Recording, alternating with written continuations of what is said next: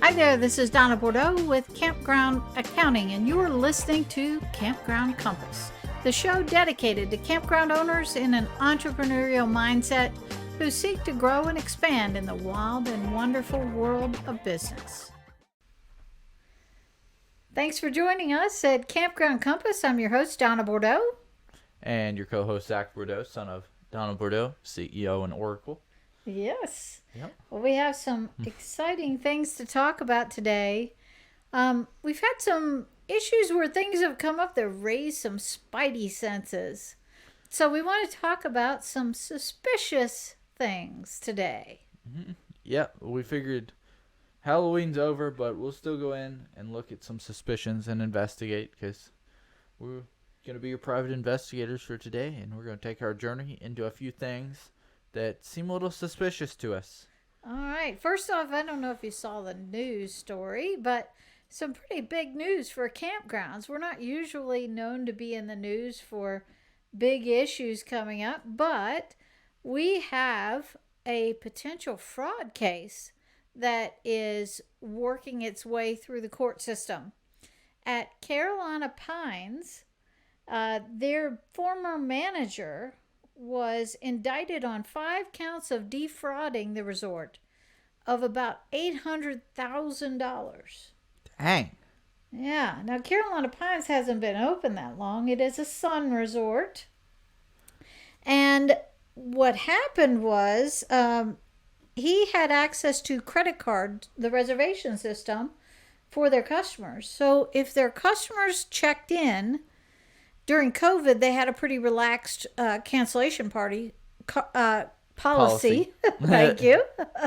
So when the customers checked in, he would get them set up, and then he would show it as a refund, like they canceled at the last minute. Only he redirected those funds back to his own personal checking accounts, allegedly. Allegedly. Yes. Now, we don't know for sure, but he has been indicted. There's the article will be in the show notes, so go check that out. It says he allegedly received more than $800,000 in fraudulent refunds over 28 months. So that's not a very long time at all. That's as long as they've been open, that's pretty much. That's pretty much since they've been opened, and he faces a minimum penalty of 20 years in federal prison. Ouch. It probably wasn't worth. I don't know. He might have thought it was worth it, but I wouldn't think that was worth it personally. 20 years. If he was going to, and he's already. It says he's already. I saw it just a second ago. 53. So he'll be there till he's 73 minimum, allegedly. Right. So, yeah. If he was going to make that move, he should have made some moves to get on out of the country. Yeah. But he must have thought that gravy train was going to continue on. A lot of people, it sounds like when they get into these fraudulent schemes like this, they just all of a sudden, after a little while, and hey, after 26 months, who'd have thought he was going to get caught? Yeah. But that gravy train almost always ends, and never in a good way. Yeah. So, a good lesson to everyone. We talked about this on a blog post recently, but make sure that you understand how to trace fraud and prevent it with a good reservation system, a good check-in system. If you're handling cash, especially, that is generally where most fraud happens, with cash register type fraud or check-in fraud. Yep. The easier way, a smarter way that this could have been done, not to give tips to fraudsters, but if this had all been a canceled reservation for people who were paying cash, which I know is a lot less now, they virtually couldn't have tracked this. Not very easily. Yeah, well, and the amount of money is just a wild amount for how long they've been open. I remember we went to Carolina Pines. I want to say, I don't know, how long ago was it? It wasn't that long ago. A year and a half ago. Yeah, it wasn't that long ago, and we were there, so. Yeah, so keep an eye on this case. It'll be good to see what happens and watch the future of this. May also cause some of the reservation system companies to add in a little more fraud protection. One of the best things you can do as an owner of a park or of any retail establishment is look at every voided ticket in your system, every voided sale, every voided reservation. You should be watching those. Now, in this case, he was dealing with a pretty large corporate entity. So, honestly, I would have thought they would have caught it faster. Yeah, I would have too. But obviously, their fraud systems are not up to par in checking this. Yeah. My biggest memory from Carolina Pines was we were there with some friends of ours, but we would play golf cart hide and seek. Yes. Which we called manhunt, but that was the way to do it. But Yeah. now this guy's getting manhunted. He didn't that name didn't age well, I guess. But we would go out and we'd have two golf carts because they had one, we had one, and we would go and we would hide, and then the other team would come find us, and then you get some hints or whatever over the phone, or we had walkie-talkies I think at the time or something. Yeah. But yeah, I remember that was a lot of fun. Some suspicious minds there too. Yeah.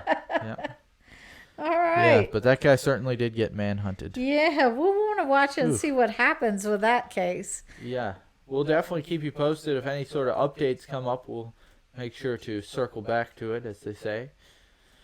So, yeah. All right, and another an article popped into my news feed that resonated here while we're on the topic of suspicion. Frank Rolfe from RV Park University, which he's a pretty well-known guy, does a lot of information about buying and selling parks. And he had a really good article that coincided with a conversation I was having with a potential buyer of a campground right at the same time. And this focuses on short-term owners who are trying to sell their park. Now, we all know there's been a great growth in the price of parks. So this is not to say every short-term owner is out to do some harm or has something to hide. However, the short-term wins here could be enough that people are going to sell after only owning a park for a short amount of time. So in Frank's article, he's talking about what happens when somebody owns a park, say for a year or less, and they put it on the market to sell it. Why would they do that if they were only going to own it for that short of a period of time? Yeah, and it does raise some suspicions. Yeah. And it is kind of interesting article, even not for campground owners, but for any business. Why would they sell it so quickly? But yeah, there's always people trying to, take a fast sale and turn it around, flip it, like flipping houses, and make a lot of money on it. And sometimes people think about campgrounds like their real estate to where they could be doing some sort of a flipping type thing. But the biggest questions you want to ask yourself if you've got this situation is why? Let's dig into the motive of why would they sell that quickly.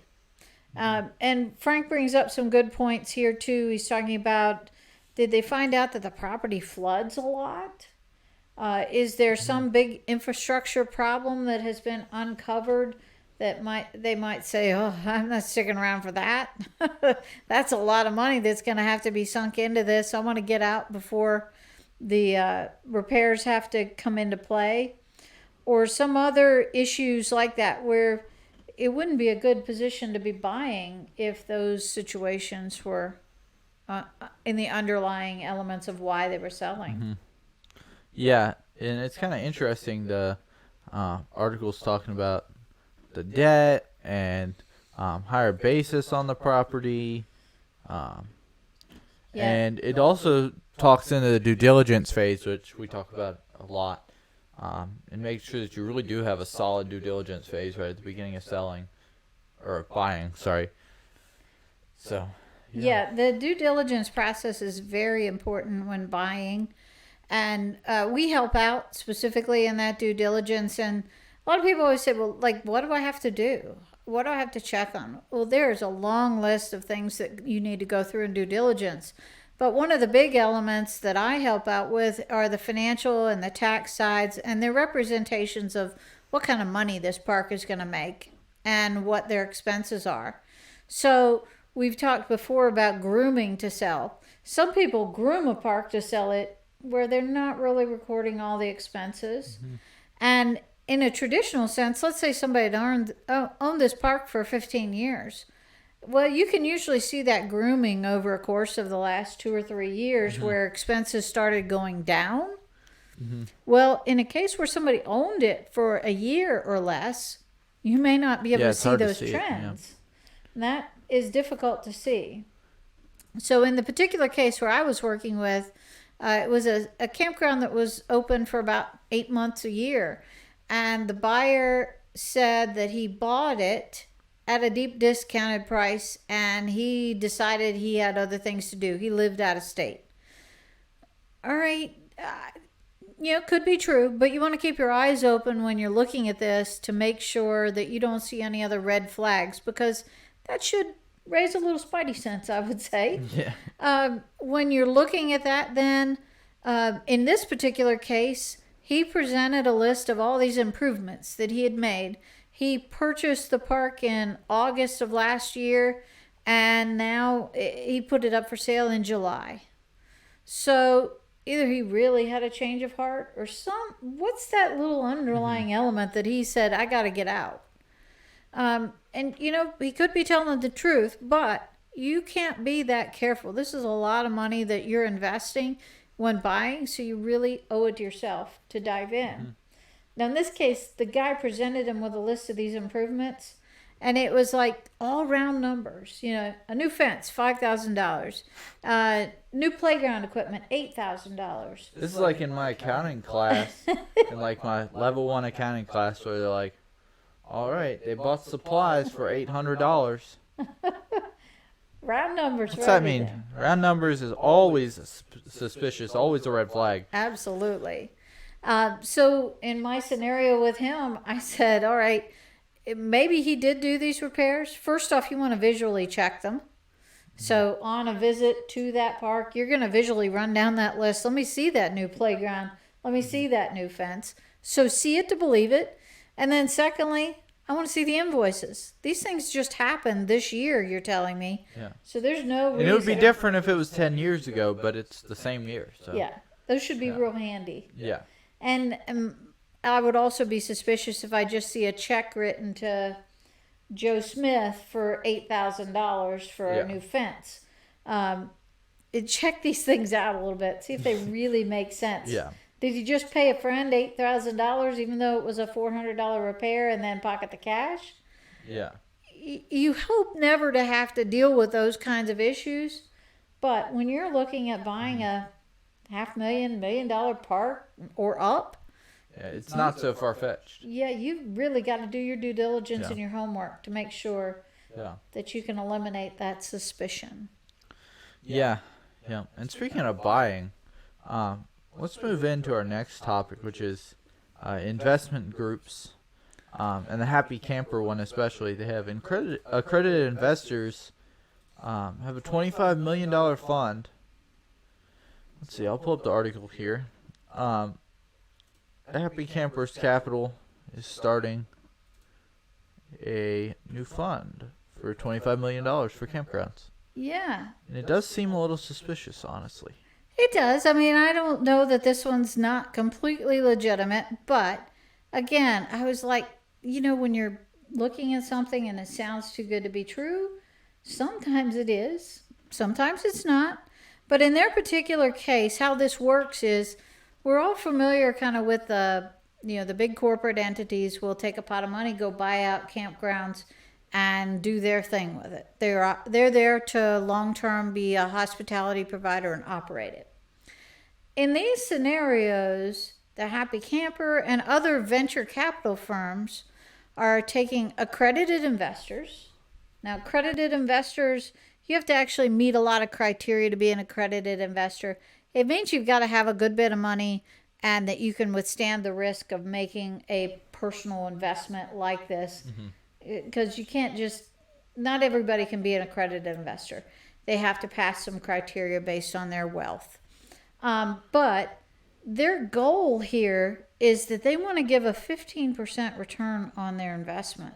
in these dollars. So they're raising $25 million to buy up campgrounds.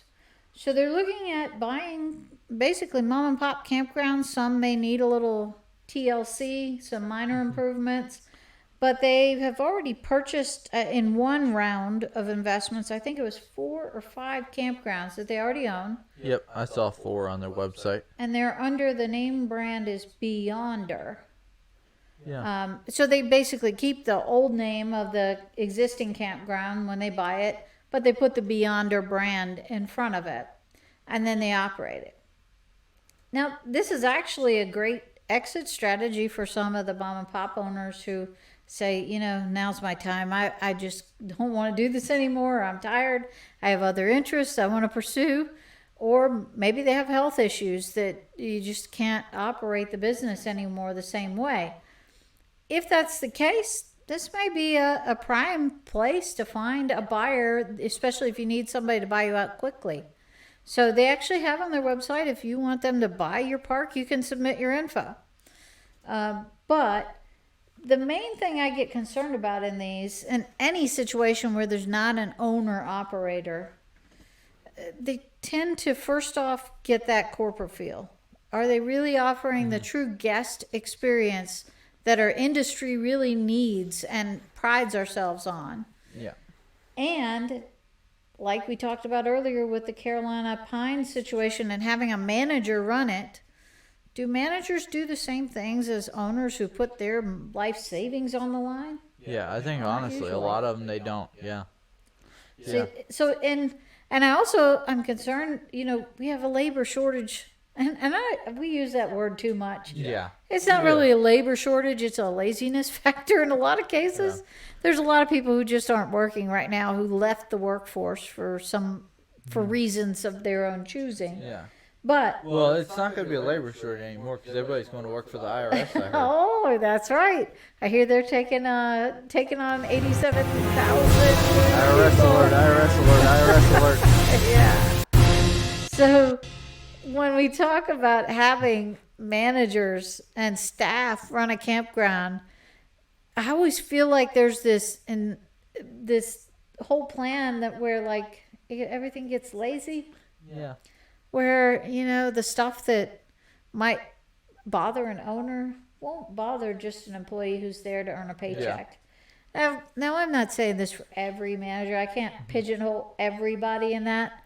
Mm-hmm. But in a broad sense. Yeah. And there are a lot of very hard workers. But, absolutely. But with the less people working, the really good managers are going to be right up at the top and getting paid the most money possible.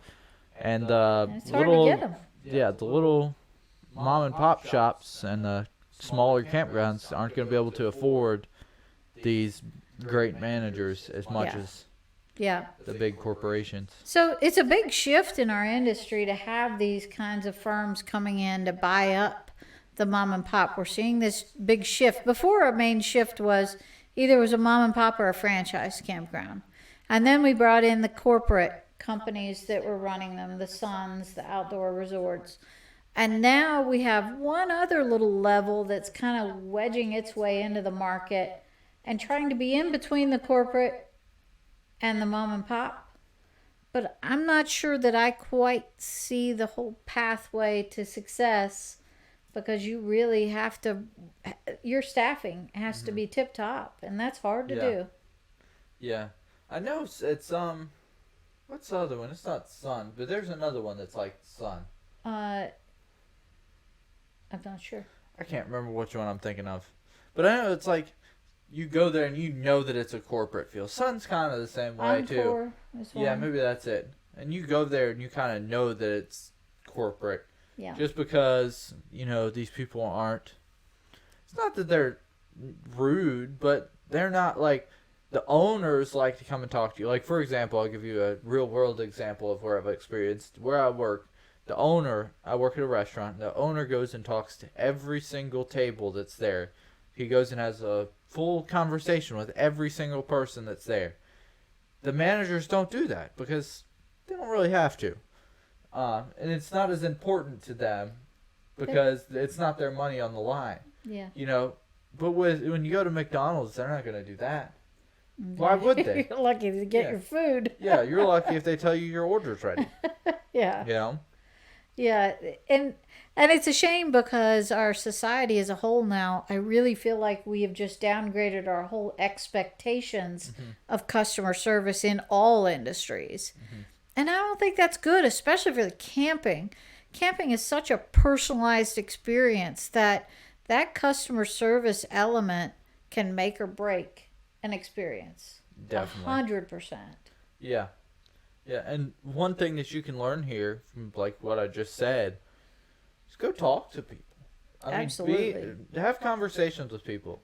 Whether you're an owner or whether you're a manager or whatever you are, go have conversations with people because you never know what connections you might gain. You know, especially we talked on, I think, episode 1 about celebrities on the road. You know, you might make a connection to somebody who's rich or famous or can provide you with some insider knowledge or provide you with money or provide you with just XYZ provide anything. you with a smile on your face for the day. Maybe you've had a crappy day dealing with people on the phone yelling at you or not getting things done because that happens every day now. Heaven forbid, go out and talk to somebody. Put a smile on somebody else's face. Or if you called the IRS today, that would... Boy, does that put a smile on my face when that day happens every time. I wish I could do that at like the end of my day. Yeah. So that I could just have a little... Yeah, but there's no shot that you're going to get to. No, I got it. 7 a.m. I got to do it. At least breakfast is coming after that. Yeah. So that's my I think they just like start light. Work at like 7 and they all just like go to the break room at like 8, which obviously we know the IRS break room. If you've seen the picture, you get the joke. But they probably just like leave at like 8 because I've never seen anybody personally get through to the IRS after like an hour after they open.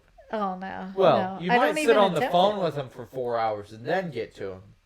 I don't even But usually they just hang up on you because they're nice and friendly. Yeah. Yeah. Yeah, we they were talked so about nice as customer to do you the service. favor. Well, good thing there'd be 87,000 new ones to... Speaking of suspicion. Speaking of suspicion, the IRS. There's my number one suspicion. Yeah. So, yes, our motive today is IRS, please don't shoot us. This is all alleged. I know you're gun trained. We're good. Yeah, we don't need any audits. Yeah. So in talking about the suspicion, one other thing came up in the news this week. I saw one of my a colleague that I know of posted business owner that they were getting lights, LED lights through their energy company with a grant. And I actually had Duke Power call me the other day, and they were off. I don't know what they were trying to do. It was some kind of gimmick where they said they were going to level out my energy or something. I don't know. I don't have time to talk about that. And if they were legit, they wouldn't be calling me. Yeah. They'd be mailing me something with my bill. So I didn't have time for that. But colleague had a lighting grant that she was able to get. Mm-hmm. She, in her business, retail business, she got $6,000 worth of lighting installed and parts for $1,600. Yeah, and if you're watching here on YouTube, which I forgot on the IRS alert, if you're listening on audio, if you're not aware, you can actually go to YouTube and watch the video version of this podcast too. And we got some alerts going on. We got all kinds of things popping up on the screen. But over here on the video, you can kind of see the article. But it says, you can apply to get your existing lighting replaced with LED via grants. I am getting $6,000 worth of labor and lights for $1,600 installed this week. Search Entergy. Is it supposed to be Entergy? Or is it supposed to, the power company in Mississippi, Louisiana, and parts of Arkansas is Entergy. Entergy Light Program and your state. Yeah. So if you're in that area, in that neck of the woods, check that out. See if they can help you and take advantage of those grants. We'll probably see a whole lot more coming with energy grants next year. There's a lot of new law changes coming to that. So there always is, but Just There'll be some always, more. the lesson here is just keep your eyes open. Keep listening to the podcast because we'll definitely shout it out if there are any more. Yeah. And if you come across any in your area, please let us know. Let us too. know. You can also submit ideas. Yeah. I think it's /ideas, right? I think so. CampgroundCompassPodcast.com/ideas. I will verify that real quick. But I'm pretty sure that's accurate. And you can submit any podcast ideas if you want us to touch on a topic, if you have questions, if you want us to, any ideas or questions or anything like that, CampgroundCompassPodcast.com/ideas. And there's a form there that you can fill out, and we'll get right to your ideas on hopefully the next episode. I'd love to have some ideas come in and questions that we can dive into because we're here to provide you with valuable information. So we want to answer your questions. Yeah. Yep. And we hope to eventually do listener call-ins, hopefully. Yeah.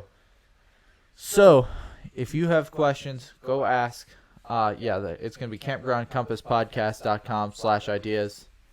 I know you can't see it on this screen, but I'll try to pull it up and zoom in real quick and see if I can make so you can see We'll put it. the link in the show notes as well.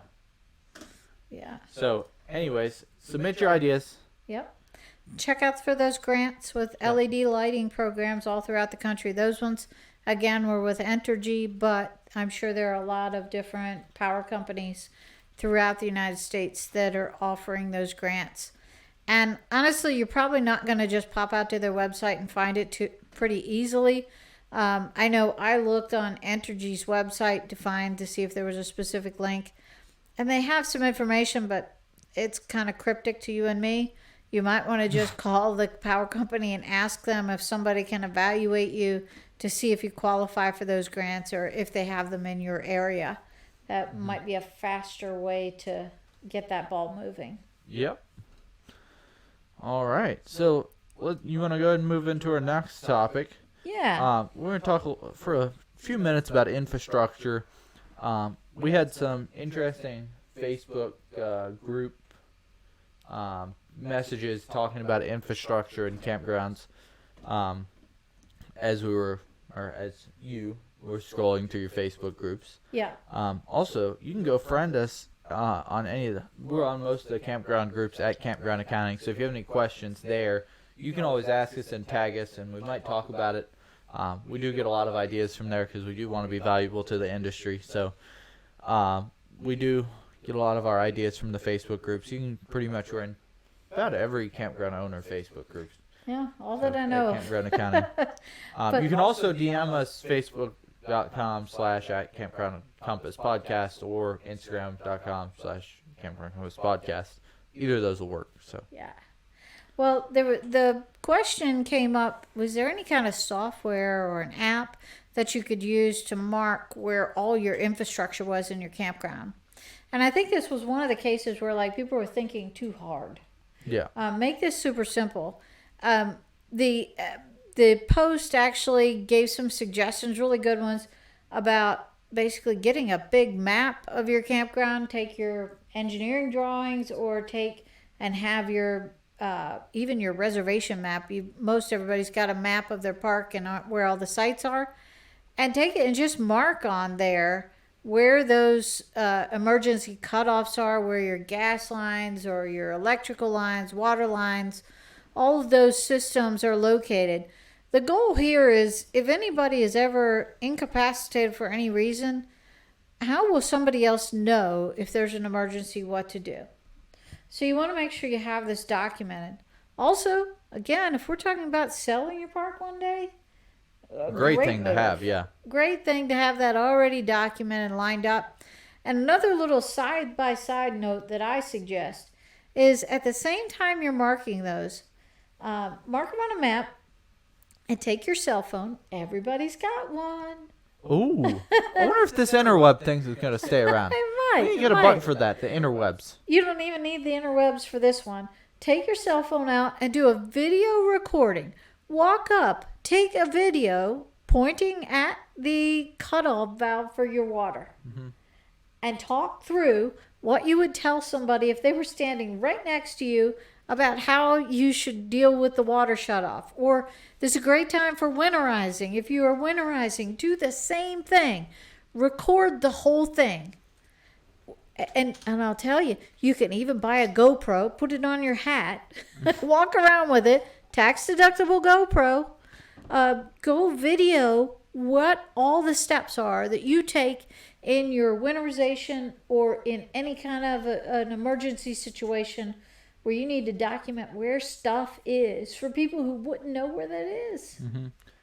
And you just got a brilliant tip right off your GoPro. It's tax deductible. Absolutely. Or you could even get your camcorder, write that off too. Yeah, definitely. Put that sucker on a VHS tape. Yeah, put that in the safe, in your Betamax. Put that one in the safe. Yep. Yeah, but make sure you document this stuff. It's super easy to do. And in most of the parks where I talk to the owners, there's one person who has all that knowledge in their head and nobody else knows how to do it. Yeah. Usually it's the owner, and not to stereotype, but usually it's the male owner. They know where all the stuff is. There's one person who knows, and if you ask the other people who work there, they have no idea how to do that if an emergency would arise. Yeah, and me and you have talked a lot about, like, in the past, like, for other businesses that either of us work with, but for other businesses, we talk about if the owner died, this business is not going to survive. There's a bunch of certain ones in particular where these people are either the face of their business, which can cause a lot of problems because if you ever want to sell it, you don't want to necessarily be the face of your business. Now, does that mean don't get out on social media? No, that's not at all what that means. But don't make yourself your business. Make your business and yourself yourself. Yeah. Kind of separate the two.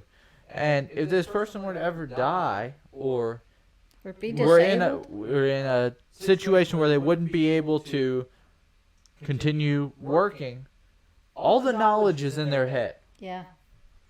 All the knowledge of what went on in the past, all the classified information, all that's in their head. It's not written down anywhere or protected or anywhere where it can be found. And even for a campground owner, here's my pledge. I want you to each take one day, and I want you to record everything you do. Whether it's where the keys to the lawnmower are, or how to, what happens if an electrical pedestal breaks. This is such a huge knowledge skill that you need to document. Imagine how valuable this is for when you sell your campground. If a new person's coming in, that they can refer to this whole guide of all these videos you've recorded of how to do stuff. Keep in mind, when you're selling, you're not generally selling to somebody who's ever run a campground before. They have no idea, except they know this is a lifestyle they want. But they have no knowledge of how and what to do on a day-to-day basis. And another side hustle idea here. Document stuff. Upload it to YouTube. Yeah. How to start a lawnmower. How to fix a campground electric pedestal. How to do all this stuff. And then you might even get sponsored. You might get sponsored by Campground Accounting. You never know. Right. But just the basics of how do you do this. Upload it to YouTube. Eventually the YouTube will catch traction. It always does. It takes time, but you got to stay with it. And document it for other campground owners. Yeah. And you might not even make money off of it, but you might make a valuable connection that can lead you to being able to sell or to get some knowledge or even a smile on your face. Yeah, make a friend. I mean, we talk about competition a lot in all different kinds of businesses. Other campground owners are not your competition. They are a wealth of knowledge that you should be befriending to make sure that you have a backup source of information or somebody to call when something weird happens. Facebook is a perfect example of this. Before the days of Facebook and being on social media or being on the internet, campground owners had to rely on the fact that they might see another campground owner once a year at a convention, or that there was somebody 10 miles down the road that maybe they could talk to every once in a while if a problem arose or something weird happened. Now you've got this whole new world of people that you can collaborate with, commiserate with, use as a whole resource of knowledge. And that is a really great thing, especially today where we talk about being so isolated as a business owner. You're not really alone when you have all these other people who are available to be your resources and you are their resources. So and use your resources. Don't take them for granted. yeah, absolutely. Go take them out to lunch and Yeah. some days, honestly, have to, especially like at the end of a busy season. Yeah. As an accountant, I have a group of friends that are accountants. We just go out and kind of do the old moaning session and complain and vent a little, and we all feel better and have a good lunch, and we're good friends. Yeah. And even if it's not somebody who's you can do a lunch with, Zoom with them. Yeah. Call them up on the phone. Yeah, absolutely. Hit them with your little rotary dial. And spin that out, huh? Yeah, spin it up. Yeah. So I think we've taken all our suspicions and put them out there today. Yep. Hopefully you could rethink some of your things and make sure that you don't fall victim to fraud. And put that little ounce of thought into your head that you might have just been happy-go-lucky and forgot about. Yep. So that's going to be it for this episode. We want to make sure that you're following us on our Instagram and our Facebook. And our personal LinkedIn and Instagram are going to be linked in the show notes. So if you want to contact us directly, you can use that. Or you can also email either of us, Zack at campgroundcompasspodcast.com, Donna at campgroundcompasspodcast.com, or you can email the whole Campground Compass staff, which is hi at campgroundcompass.com or podcast at campgroundcompass.com, whichever you fancy. Nice. And they should also remember to come see me. Oh, yes. I am going to be at KOA in Orlando, Florida, November 16th and 17th. So just a few days away. Make sure you come check out the booth. Check us out. We'll have some free stuff. Yep. Y'all ain't even ready for what's going to be there. It's going to be a big treat. I can put a smile on somebody's face, I hope. Hopefully. And they can put one on mine. Hopefully. We'll sure hope so. So make sure you go check us out in Orlando, Florida, KOA Convention, November 16th and 17th. You can also look at our social media pages. Our Instagram is at Campground Compass. Our Facebook is also at Campground Compass. And you can go to our website, campgroundcompasspodcast.com. If you have ideas, go to campgroundcompasspodcast.com/ideas. Woohoo! Woo! Take a breath. That's a lot to say. I think that's a wrap for today. Yep. So we will see y'all next week. This is going to be weekly released on what? Mondays. So we'll be here next week, and we'll see y'all then. All right. We'll see you. Later. Thank you for listening to Campground Compass. I'm so glad you joined us. Check out the show notes and more of our seasoned advice at campgroundcompasspodcast.com. While you're there, be sure to explore the archives for previous episodes.